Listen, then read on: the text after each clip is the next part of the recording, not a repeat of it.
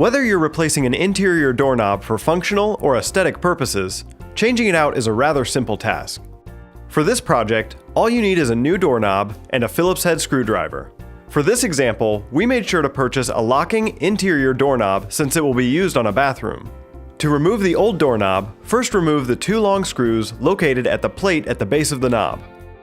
Next, pull the assembly apart. You will need to press in on the latch to fully remove the assembly.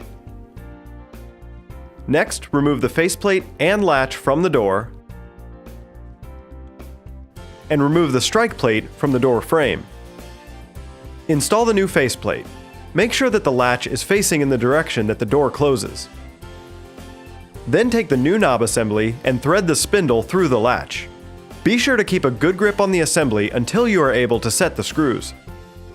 Install the new strike plate on the door frame, and then you're done. If you have any questions about this process, call First Rate Inspections at 832-567-5791.